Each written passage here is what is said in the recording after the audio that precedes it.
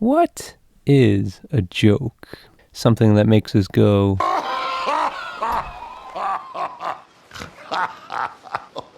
but why? A joke is not unlike pornography. Sometimes you know it when you see it, but sometimes it's hard to tell. Just because something has nudity doesn't mean it's pornographic. If you get horny, that's on you. But you might come across something that gives you pause. What is this? Is this the creator's barely disguised fetish?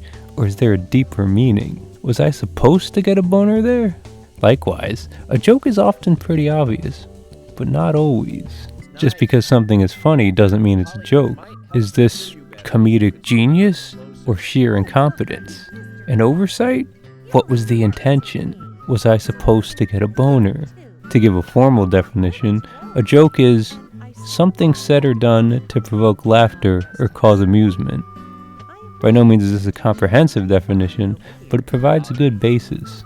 It's the reason why when Frey from Forspoken says, I just move shit with my freaking mind! we understand that this is a joke. So why isn't it funny? Or I should say, why don't I find it funny? Because here's the most disgusting part about comedy. It's the most subjective thing ever. One man's comedy is another man's cringe. You can look at a game and immediately tell if it's poorly made, or a line of writing and understand that it doesn't accurately convey its meaning. But a joke has no such luxury. It's the difference between common sense and a sense of humor. If someone says the Gollum game is a true hidden gem, we can dismiss them as a moron and move on. But no one among us can claim to be the authority on what is funny or not. We can only speak to our own proclivities and hope a majority of people agree with us. That said, here is the funniest thing to ever happen in a video game. An entire shipment of whale oil tanks.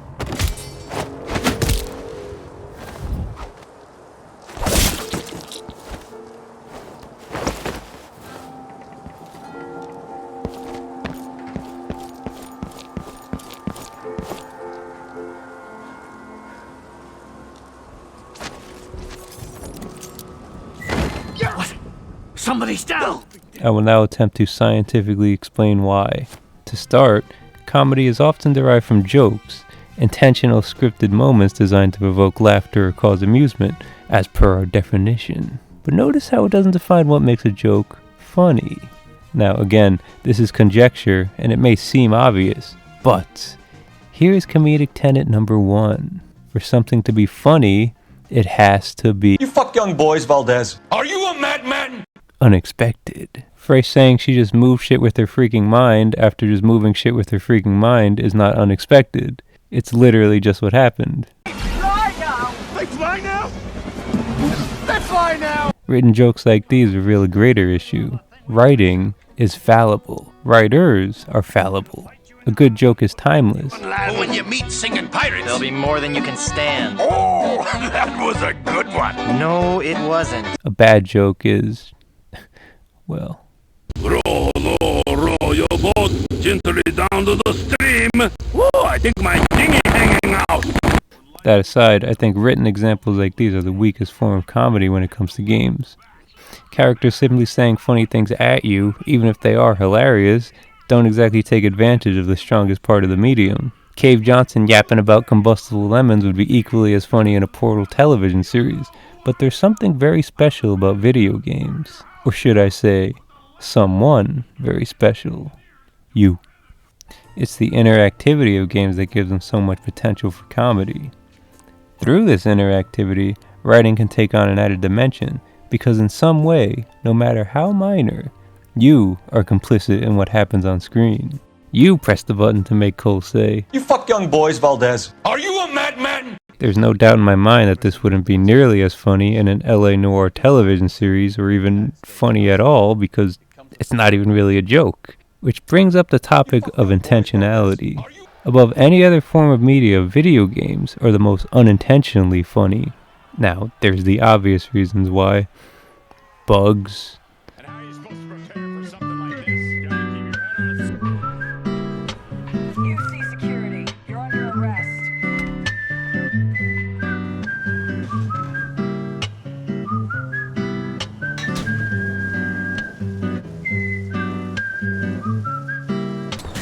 awkward translations.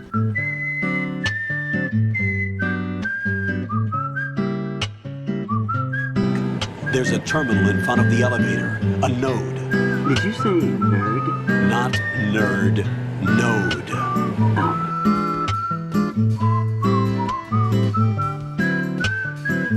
Terrible performances. That's a good question. We may be able to locate another energy emission from the radar room. When we find that meteor, we'll find Dr. Wally. Oral cum shot. Oral cum shot? Yeah, that fits. But again, those aren't really unique to video games. A bug in film or television might take the form of a boom mic in frame or, I don't know, a Starbucks cup, and there's certainly no shortage of shoddily made trash. Leave your stupid comments in your pocket. It sounds stupid, but games are effortlessly funny because they are. Here's a non sequitur comparison. I have never laughed once watching Schindler's List. I laugh every time I play Dark Souls, despite both having the same amount of jokes, which is to say, 0. I think the funniest thing a game can do is take itself dead serious. There needs to be something of substance in order to have something to subvert, whether it be a strong narrative or compelling gameplay or something. Otherwise, you'll be left with an experience that's too funny. The joke is what it says on the tin. Either you find it funny or not, and that's about it. Undertale is a very funny game, but what's the first thing you see when you start it?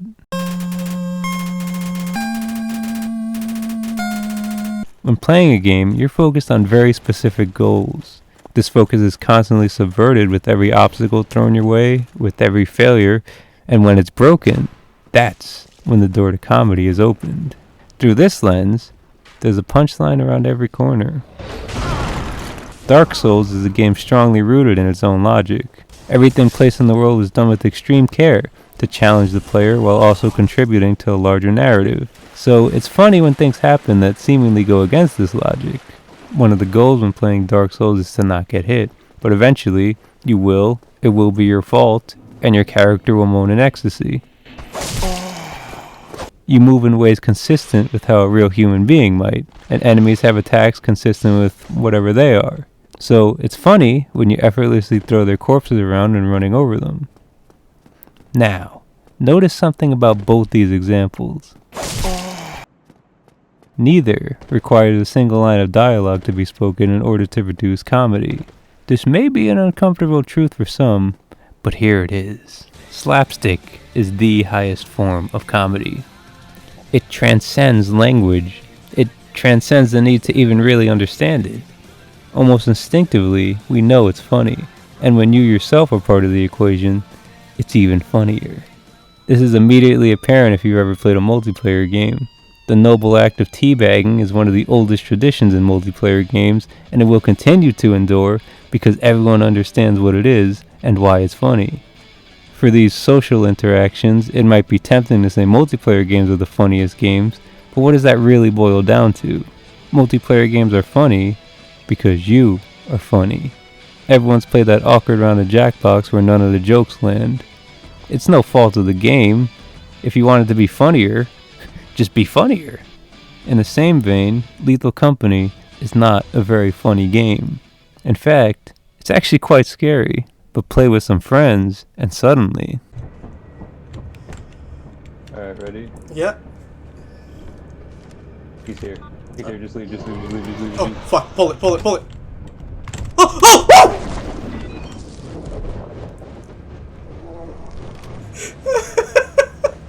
What the fuck was that?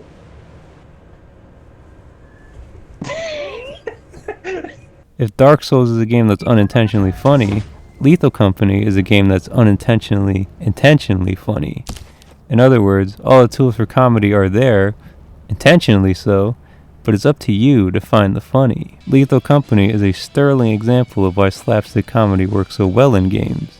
The player is the direct cause. It's funny on both the giving and receiving end, and it is central to the second vital tenet of comedy. For something to be funny, it has to be outlandish. It has to challenge your sensibilities in some way. Violence is funny. Of course, It's not actually funny when there's real consequences, but in a game, absolutely. It's why violence is so often the punchline in games. All but the most unhinged among us know that unadulterated violence is abhorrent, so it's funny when a game challenges us on that belief. We all know big stinky farts are disgusting, ergo, and so on. In an attempt to sound prophetic, comedy is when the unexpected meets the outlandish. Not unexpected enough and you're left with an observation. Too unexpected and it's lol random. Not outlandish enough and you're left with a Marvel tier pun. Too outlandish and it's just offensive. All that said, it should come as no surprise that an immersive sim like Dishonored produced what is unequivocally, scientifically, the funniest moment in video gaming history. Immersive sims thrive in crafting worlds that accommodate whatever a player might want to do. Everything in this clip was my own doing. There was nothing telling me to chop this guy's head off and throw his body at his buddy down below. I did it because I thought it'd be fun. It was a totally organic moment born from the desire to interact with the game world. To me, this is infinitely funnier than even the funniest line of dialogue because I did it, and it speaks to the strength of the genre that I had the freedom to do so. Not only that, it meets all the criteria. The ultra-violence on display is certainly outlandish, and the most unexpected part is that it actually worked. It was unexpected in that it was exactly what I expected. That's the immersive part of immersive sims, I guess.